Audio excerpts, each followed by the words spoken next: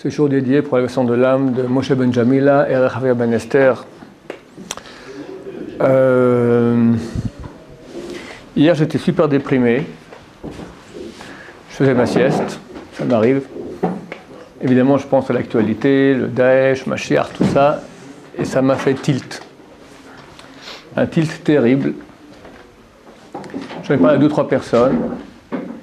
Je me suis dit, je ne peux pas en parler sur Internet parce que c'est trop gros, trop dangereux, ça ne sert à rien, ça va paniquer tout le monde, et puis ça peut donner des mauvaises idées à nos ennemis. Bon, je me suis calmé.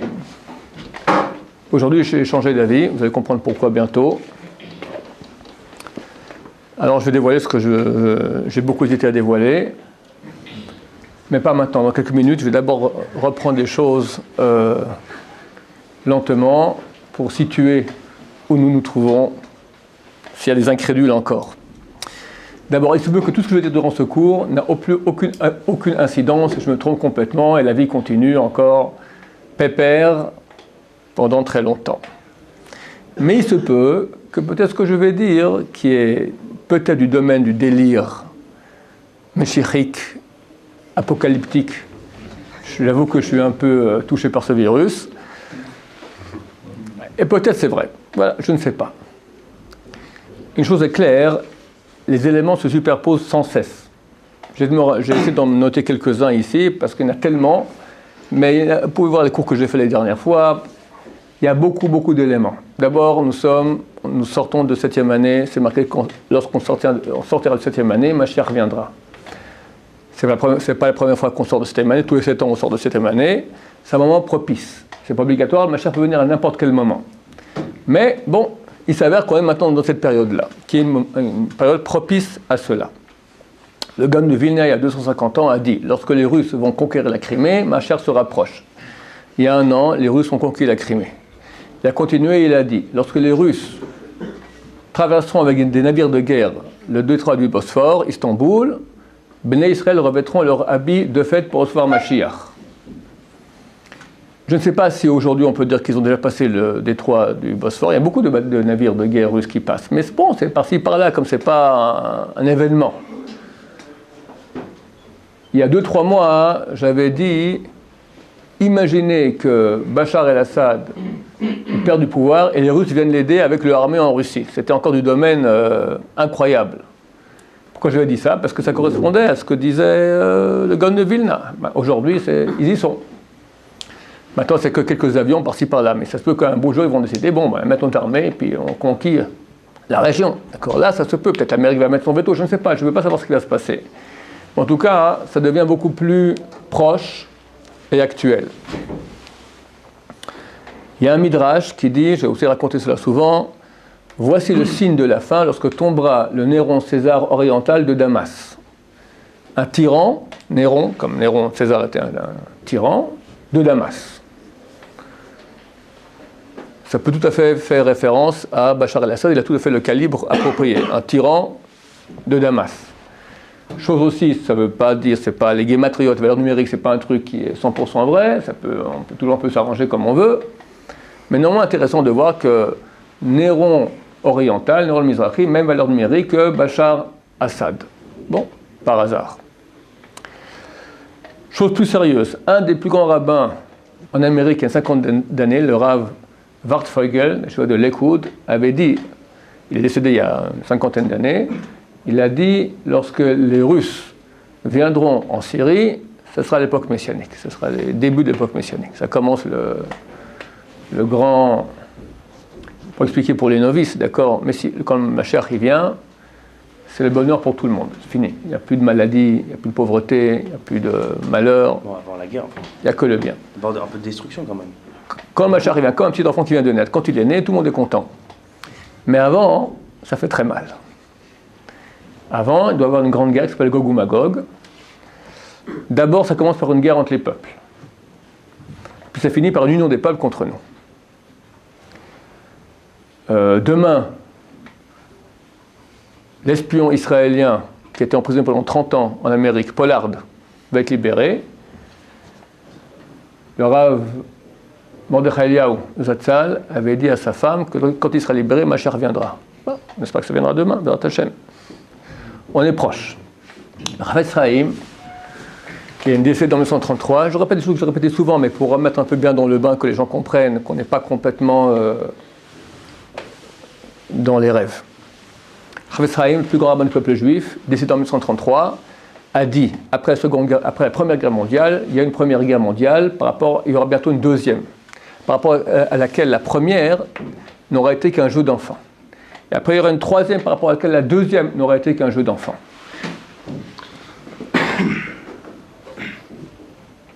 Cela corrobore ce que dit le prophète Zacharie, chapitre 13, les derniers versets du chapitre 13.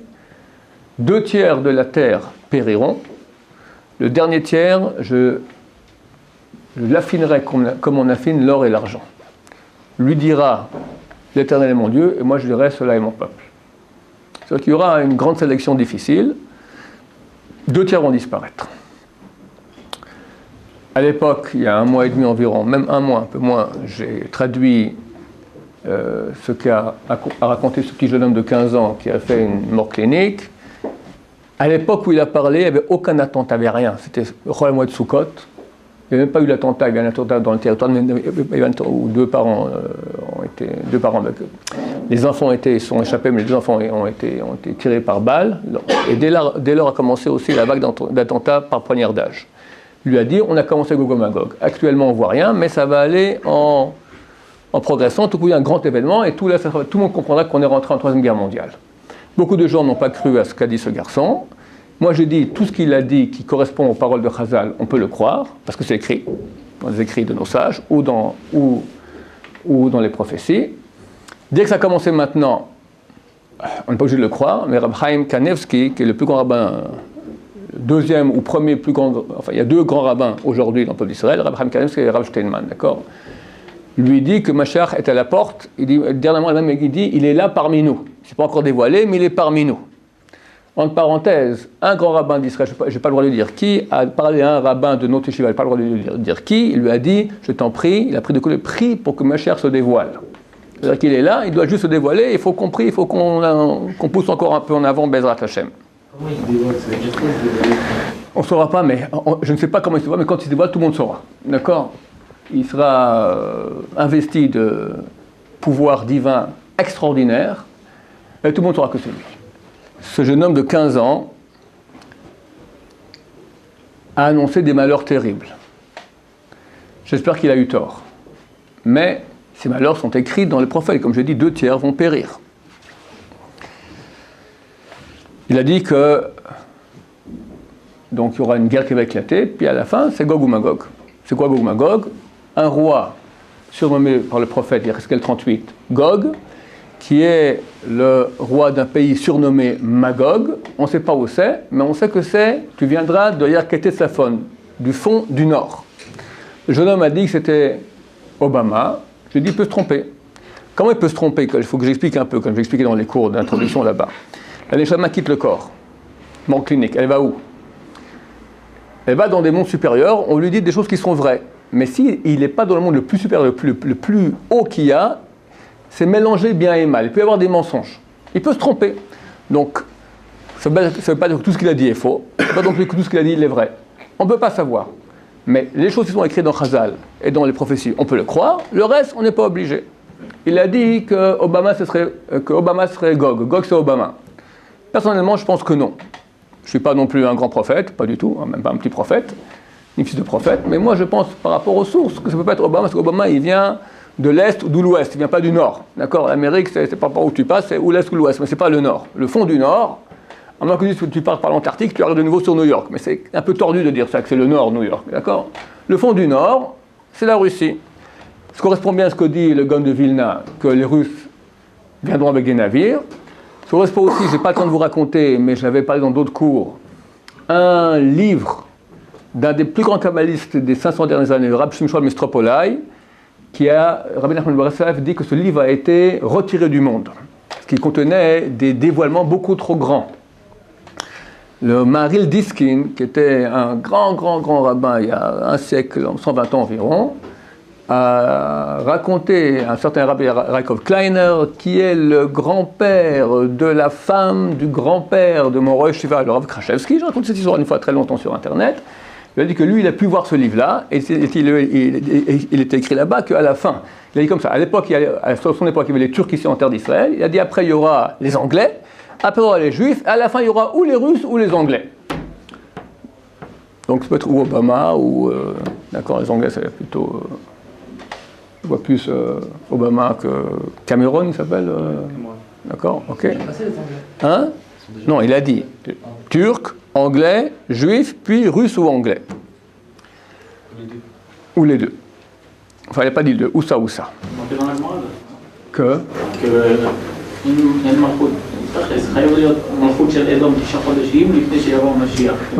c'est marqué. Malchut Harisha, c'est marqué. Ouais, donc, Malchut Harisha, c'est marqué. Malchut Harisha, ça peut être Paras. Malchut Harisha, c'est marqué. Pas marqué Edom. Malchut Harisha. Non, Malchut Harisha. Il n'y a aucune source que c'est Edom. Malchut Harisha. Il dit que c'est marqué qu'en terre d'Israël, donc le Mashiach viendra, il y aura 9 mois une occupation de lui d'Edom. Non, la Gemara dit c'est la royauté de Risha, du mal. On ne sait pas qui c'est. Ça peut être la Perse. Parce que d'après les textes, si tu vois, dans Sanhedrin 98, c'est marqué que la Perse va venir et va conquérir la terre d'Israël pendant Gog ou Magog. En tout cas. C'est dans le mauvais cas ou cas où après nous il y a soit les Russes, soit les Anglais?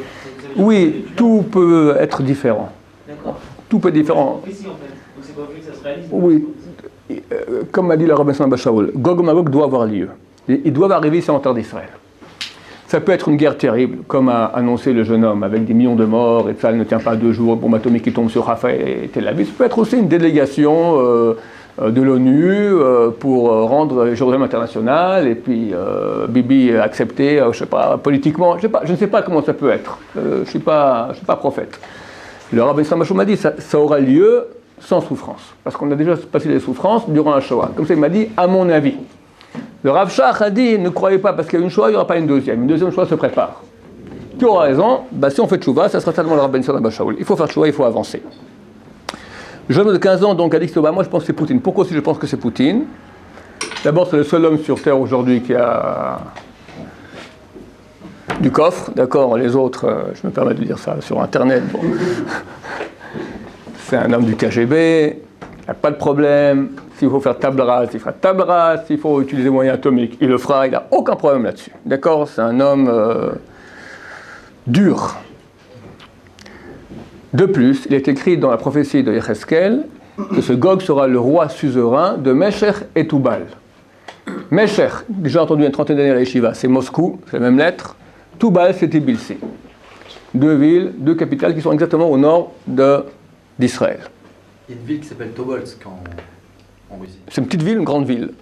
Une petite ville. Mais je crois qu'il y a un... Tbilisi, à Tobolsk, dans le Kremlin, c'est à Moscou. Il y a un petit Kremlin. Un petit Kremlin. Bon, peut-être alors, très bien. Vas-y, va pour Tobolsk, ça ne me dérange pas. Et alors, ce matin, apparemment, la Russie, ils ont déployé de l'artillerie en Syrie.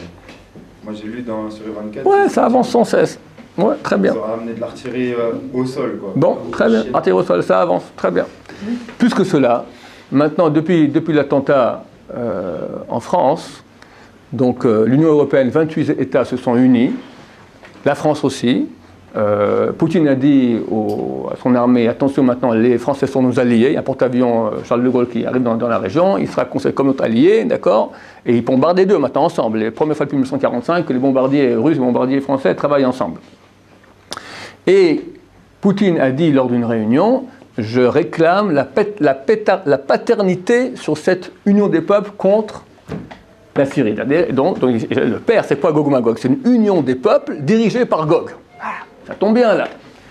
Peut-être je me trompe, ça sera quelqu'un d'autre, ça sera Obama, ça sera Hollande, je ne sais pas qui ça sera. D'accord? Faut pas rigoler quand je dis que ça peut être Hollande. Pourquoi? Le pauvre Hollande, tout le monde se moque de lui, c'est Shalom. C'est dangereux en français. Top. Tout ça, c'est pour nous mettre dans le sujet. Maintenant, qu'est-ce qui s'est passé hier matin que j'ai eu comme ça ma crise d'angoisse? Hier soir, je rentrais à ma femme, je lui ai dit, écoute, je ne peux pas en parler parce que je ne peux pas en parler. Je lui ai dit, elle m'a dit, tu m'as déprimé, d'accord? Et maintenant, je vais en parler. Qu'est-ce qui s'est passé? On nous parle maintenant, d'après les prophéties, 2 tiers du monde qui vont périr. Comment on fait ça? Bombe atomique. Mais ok, même bombe atomique. J'espère que des gens comme Poutine ou Obama, on va dire c'est les grands clans bombes atomiques, ils ne vont pas s'amuser à envoyer des bombes atomiques l'un sur l'autre comme ça à gogo, que 2/3 de la Terre disparaissent. Un autre truc qui m'a fait jouer les pièces du puzzle qui m'ont fait faire le tilt. Rab Chaim Kanievski, ça fait des années qu'il dit aux gens, attention, ça va arriver, venez en Israël. Dernièrement, ça devient super aigu. Personnellement, j'ai raconté ça dans un cours dernièrement. Nous, on fait nos dîners de gala une fois par année au mois de février. J'ai dit, je ne veux pas partir, parce que moi, je vis le triple, c'est pour très bientôt. Et je ne veux pas faire de dîner de gala avec un mal de ventre, que peut-être je reste bloqué là-bas. Mon directeur est me voir, ça va, atterri. Avec tes tripes de Mashiach, ça va, la vie continue, il faut nourrir la yeshiva, tu pars un jour, c'est pas grave. Je dis, écoute mon cher ami, toi tu restes, c'est moi qui m'en vais avec qui m'en vais là-bas, j'y vais pas. Est-ce que tu es prêt à poser la question au Rav Chaim Kanievski? Je dis, aucun problème. Je pose la question, ce qu'il dira, s'il me dit de partir, je pars. On a écrit une lettre, je vous ai déjà raconté cela. Un rabbin qui part une fois, Rosh Yeshiva, qui part une fois par année pour faire de l'argent pour sa yeshiva, un jour au mois de février, a peur, étant donné que Mashiach est à la porte, comme dit le Rav Chaim Kanievski toujours, il a peur d'être bloqué là-bas à cause de Gog ou Magog ou chose du même type. Réaction du Rav, quelle question? Bien sûr qu'ils ne partent pas. C'est super fort. Attends, il disait, venez, tout ça va partir un jour, ça va, c'est pas si grave, moins de 24 heures. Il a dit, quelle question? Bien sûr qu'ils ne partent pas. Quand je raconte ça aux gens, il dit, ouais, ok, Rav Chaim, tout le monde sait que pour lui, Mashiach, il est là, c'est incessamment sous peu, ça fait longtemps qu'il dit la même chose. Alors moi, je dis, attention, messieurs, mais Rav Chaim, c'est pas un petit enfant. C'est un des grands de la Torah. C'est un type qui, pendant des années, chaque jour, il partait faire une Brit Mila dans tout le pays. Il attend, vous croyez, partir comme ça en voiture, faire une Brit Mila? Il arrivait, on lui faisait une il dormait toute la route, on faisait une Nishadadaim. Après, il repartit, il dormait toute la route. Pourquoi? Parce que toute la nuit, il étudiait. Donc, il dormait dans la voiture, assis, et tous les jours, il faisait une Brit Mila. Il voyait Eliyahu Hanavi tous les jours. C'est un grand de Torah, énorme, il connaît toute la Torah. Personne au monde aujourd'hui connaît la Torah comme il lui connaît. Il y a une dizaine d'années, le Rav de mon quartier, le Rav Zafrani, Shlomo Zafrani, très connu, il a raconté que lui, c'est un élève du Rav Hades, la Shiva de Kol Yaakov, Rav Yehuda Hades. Donc, c'est normal, la fête, pendant les fêtes, à Pessah, ou à Sukkot, c'était à Pessah en l'occurrence, on va visiter son Rav. Donc, tous les élèves, les vieux élèves du Rav Hades sont venus le voir. Ils ont tous entre 50 et 60 ans, d'accord? Le Rav, il a 70 ans, 50-60 ans. Alors, ils sont là-bas quelques dizaines, et le Rav Hades dit à un des rabbins, dis-moi, toi qui es proche du Rav Eliashiv, qu'est-ce qu'on raconte dans la maison de Rav Eliashiv? Et le Rav Zafrani, qui était présent, nous raconte ce qu'il a dit. Il a dit, c'était la fête, donc Chol HaMoed. Sa fille est venue le visiter, avec son mari. C'est qui sa fille? La femme de Rav Chaim Kanievski. Rav Kanievski était marié, enfin est marié, ça a décédé aujourd'hui, était marié donc avec Feu, la fille du Rav Eliashiv. Elle lui a dit, papa, tu sais, Chaim, mon mari, il a Gilou Eliyahu. Eliyahu Hanavi se dévoile à lui. Le Rav Eliashiv, comme il est, d'accord, oui. Le Rav Chaim n'a pas réagi. Voilà, pas dire oui non plus, c'est des choses qu'on garde secret. Bon, la femme lui a dit pour dire à son papa, voilà, mon mari, il a Gilou Eliyahu. C'est pas un petit rigolo. S'il dit aux gens maintenant, venez, quand j'ai posé la question, j'ai fait passer par intermédiaire, il m'a dit, c'est rien de poser la question. Tous les Français qui ont posé la question, s'ils doivent venir en Israël, leur a dit, venez immédiatement. Donc, ils voient quelque chose. Ils voient quoi? Ça fait longtemps qu'ils voient, peut-être qu'il me dit que c'est maintenant, je ne sais pas. Le truc du puzzle supplémentaire, c'était quoi? C'est qu'il a dit à beaucoup de gens, quand vous voudrez venir en Israël, vous ne pourrez plus venir, ça sera bloqué. Et ça, on ne s'en comprend pas. Pourquoi ce sera bloqué? Admettons qu'il y a même maintenant un conflit nucléaire, d'accord? Ok, mais bon, ça se passe là-bas, en Syrie, en Russie, qu'est-ce que j'en sais? Ok, on peut prendre un avion de France, ou passer par, je sais pas moi, par le Congo-Brazzaville, venir en Israël, je sais pas. Pas tout est bloqué, partout, parce qu'il y a quelques bombes qui sautent, même ça a sauté, 2-3 jours après, les avions reprennent. Un moment. Et je me souviens aussi que le Rabbi Tzon Abba Shaul, à l'époque, il y a une grande crise. Et lui aussi, il voyait que il y a une période où il a cru que ma chère venait. Il m'a dit, je viens le voir, je lui dis, j'ai un séminaire au Canada, je vais prendre une bracha. Il me dit, tu pars pas. Comment je pars pas? C'est impossible, il y a l'hôtel qui est pris, et une centaine de personnes qui sont inscrites, je ne peux pas y aller, impossible. Tu prends toute ta famille, vous partez tous ensemble au Canada. Alors, tu parles, ça fait $10,000, d'accord? Impossible. Mais je dis, pourquoi? Il me dit, quand ça va commencer, on ne pourra plus voler d'un pays à l'autre. Ça fait 30 ans que je vis avec cette idée dans la tête. Et là, Reb Chaim me dit la même chose. Et hier matin, ça m'a fait petite. Je me suis dit comme ça. Imaginez, je ne vais pas le dire moi-même. Je demande aux élèves comme ça, si jamais on m'accuse de donner des mauvaises idées au Daesh, je dirais, regardez, des petits-enfants qui ne sont pas des grands terroristes, eux-mêmes, ils ont pensé à ça. Imaginez que vous êtes le chef du Daesh. L'Union européenne, 28 pays, la France, bientôt peut-être l'Amérique, d'accord, déjà l'Amérique aussi. Tous les pays viennent t'attaquer. Te bombardent, ta. Il écrit dans les commentateurs sur la Bible qu'à la fin du temps, il y aura une guerre entre Ishmaël et Édom, entre l'Occident et l'Orient. Je crois qu'on y est. L'Occident, sa force, c'est ok, les bombardiers, les porte-avions. La façon d'Ishmaël, c'est comme Bin Laden, d'accord? C'est terrorisme. C'est caché, mais ça peut faire des dégâts terribles. Maintenant, toi, dans ton rêve démentiel d'amener le royaume de Allah sur terre, et qui est plus du tout du monde occidental avec toute l'impureté que cela implique, tu es prêt à brûler le monde, tu n'as aucun problème. Le Midrash Rabbah, il dit que les Réchaïm sont appelés Mokdei Olam, incendiaires du monde. Les commentateurs posent la question, mais s'ils incendient le monde, ils vont brûler avec. Réponse, tant pis, ils sont d'accord, c'est exactement ça. On se saute avec et tant pis. Et au moins qu'on a glorifié Allah. J'ai rien contre l'islam modéré normal, je parle maintenant des fous. Alors tu es le chef du Daesh maintenant. Quelles sont tes armes? Tu as des bombes, même assez primitives, tu as des kalachnikovs. À ce train-là, ça prendra du temps. Hein. Le monde occidental, c'est quand même quelques milliards. Qu'est-ce que tu fais? Quelle arme que tu veux utiliser? Coupe la communication. Arme biologique. Biologique. Ah, c'est horrible ça. Horrible. Et ça m'a fait tilt. Pourquoi? Parce que l'arme biologique, donc maintenant tu as un microbe, tu as l'Ebola, l'anthrax, je sais pas quoi, d'accord? Maintenant, quelqu'un veut venir en avion en Israël, on va le recevoir? On ferme tout. Plus d'avion, plus rien du tout. Une arme biologique, ça ne s'achète pas dans un paquet cadeau. Mon cher ami, on te parle. Dans le métro, une maladie. Mon ami, ne parle pas comme un petit jeune. On parle du Daesh. C'est pas des petits enfants. Quelqu'un m'a dit hier qu'ils ont une succursale. C'est toi qui m'as dit ça? Non, une succursale du Daesh en Afrique du Sud. Là où il y a toute la crise du Ebola. Boko Haram. Le Boko Haram? Oui, c'est le nom du groupuscule. Le nom du groupuscule. On ne parle pas de. On parle de terroristes. C'est pas compliqué. C'est pas compliqué. Ils ont de l'argent. Ils ont le pétrole aujourd'hui avec un peu d'argent. Il suffit de cambrioler un truc de chimiste. Moi, j'avais vu un truc de la CIA. Ils avaient fait des tests pour prévoir si ça arrivait aux États-Unis. Si quelqu'un il cambriole un truc là, dans un hôpital où ils ont les maladies, un laboratoire, il suffit qu'il casse dans le métro. Ils avaient vu dans la ville de New York avec des bactéries inoffensives. En, je crois, une demi-heure, ils avaient estimé un tiers de la ville, elle est infectée. T'entends, mon cher ami? Il suffit de casser un flacon dans le métro. C'est évident. C'est pas. Et moi, je ne suis pas un terroriste. Lui non plus. Je veux dire, tout coup, je pense à ça. Mais c'est bête. Alors, je ne voulais pas en parler. Pourquoi? D'abord, à quoi ça sert d'en parler? Tout le monde va paniquer. Deuxièmement, peut-être qu'ils n'ont pas pensé, ils ont pensé. Alors aujourd'hui, Emmanuel Valls nous dit, sachez qu'il y a un risque sérieux d'attaque chimique ou bactériologique. Et s'il a dit, je peux le dire. Alors je dis de oui en parler aujourd'hui. Et maintenant, comprenez. C'est pas un journaliste qui a dit ça. C'est le ministre de l'Intérieur, repris par les informations ici en Israël. Premier ministre, d'accord? C'est pas la rigolade. S'il le dit, ça veut dire que c'est super sérieux comme risque. Alors, que dire? Alors, sincèrement, je ne voulais pas vous faire peur, mais je ne peux pas non plus me taire. C'est trop tard. Hein. Ah, c'est trop tard. On ne sait pas quand ça va péter.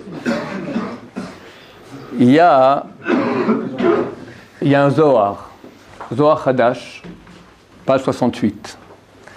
À mon avis, il est faux. Mais c'est sympa d'en parler quand même, parce que si c'est vrai, alors au moins on l'aura dit. Un Zohar Hadash qui dit comme ça, que dans une communauté du sud d'Israël sera rasée, et dans cette synagogue vont mourir 5 tzadikim. 32 jours après, commence le Gog et Magog. L'année passée, quand il y a eu l'attentat à Arnof, il y a eu 5 qui sont morts, 5 qui ont été assassinés. Tout le monde l'a dit, 32 jours après, Gog et Magog commence. J'ai fait un coup pour dire c'est faux. Pour 2 raisons. D'abord, parce que la communauté n'a pas été effacée, elle reste toujours là. Deuxièmement, les 5, il y avait 4 tzadikim et un tzadik aussi, mais non juif. Un druze, le policier druze qui est venu et qui a été assassiné. Alors, je ne pense pas que le Zohar parle de 4 plus un qui n'est pas juif.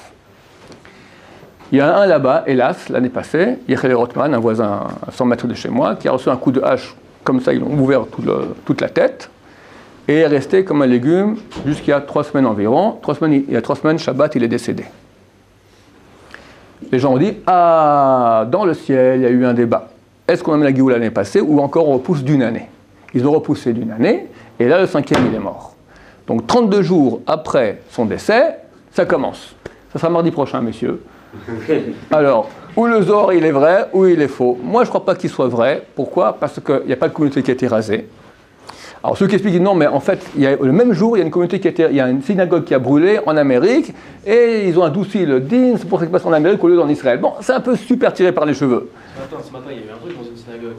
Ok, mais il faudrait le même jour, 32 jours après, que le jour où les 5 sadikim mourent, etc. Bon. À mon avis, tiré par les cheveux. Si jamais ça peut être mardi, alors ce Zohar était vrai. D'accord? Sinon, la vie continue, jusque pas dans beaucoup de temps, parce que... Encore le Zohar, il est faux, ça Non, le Zohar, il est vrai. Mais l'explication, le Zohar, il dit qu'une communauté au sud va être rasée et 5 sadikim mourront dans une synagogue. Alors, Arnov, c'est le sud. Alors, il y en a qui disent que le sud d'Israël, c'est Jérusalem. Et ils disent Arnov, c'est aussi au sud. C'est pas tout à fait au sud, c'est au sud, ouest, d'accord? C'est tiré par les cheveux parce qu'il n'y a pas de communauté qui a été rasée. C'est faux de dire ça. C'est faux. Donc c'est pas vrai. Le Zohar, il parle d'autre chose. S'il s'avère que ça c'est vraiment raison, on peut dire que le Zohar a prévu en très mauvais, dans le ciel ils ont adouci, il n'y a eu que les 5 et pas toute la communauté qui a été rasée. On peut expliquer des choses pareilles, mais dire que le Zohar il est vrai, mais ce qui parle de cet événement, ça le commentaire qui fait dire que c'est de ça qu'on parle, c'est pas clair que ce commentaire ait raison. Le Zohar c'est certain qu'il a raison, mais on ne comprend pas, c'est pas forcément ce qui s'est passé qui correspond à ce qu'il dit, vu que ça a l'air assez tiré par les cheveux. Quoi qu'il en soit, mardi ou pas mardi, comme dit le jeune homme, avant que ça commence, il a dit ça a commencé. On voit que ça a commencé, les poignardages, après ce qui s'est passé, Daesh.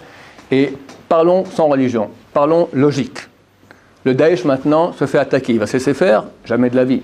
Donc c'est clair que ça va aller en montant. Il va attaquer de plus en plus fort, on va attaquer encore plus fort, il va attaquer encore plus fort.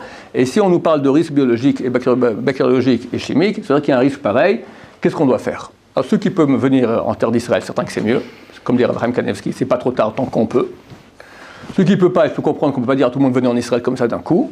Alors Abraham Kanevski, il a dit de sortir avec des haut-parleurs et dire aux fils d'Abraham, Yitzhak et Yaakov, et même ceux qui sont non religieux, qui sont appelés non religieux. Et moi je pourrais ajouter même aux goïm. Enfin pour une partie en tout cas. Mashiach est à la porte. Le seul moyen d'être sauvé, c'est être affairé à l'étude de Torah, ça ne concerne pas les goïm, ça concerne les juifs, et Gmilut Chasadim, l'entraide, ça concerne les goïm aussi.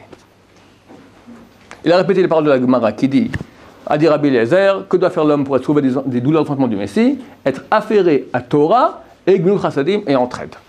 Et la Gemara a rajouté aussi Tchouva, parce que s'il y a des péchés, c'est insuffisant, il faut faire Tchouva. C'est quoi Tchouva? On demande à personne de venir orthodoxe du jour au lendemain. La vérité, si vous pouvez, oui, parce que quand tu as du bactériologique dans la rue et puis 2/3 de la planète, elle part en cacahuète, alors c'est fini.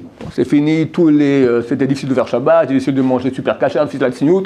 Tout le monde par rapport à ça se mettra clean comme il faut. Ça ne vaut pas de commencer avant, parce que si le microbe t'a attrapé avant, c'est fichu. Et on voit la main de Dieu, parce que là, ça ne sera pas ni les forces, ni Tzahal, ni machin, c'est la main de Dieu. Qui pourra être un microbe qui vient à une personne, il est touché, l'autre n'est pas touché. C'est la main de Dieu. Il faut des mérites. La Gemara a dit, et le Rav Chaim Kanievski nous dit, et il a rajouté, il n'y a pas d'autre issue possible, pas d'autre façon possible de s'en sortir. Es-tu affairé à l'étude de Torah, affairé à l'entraide?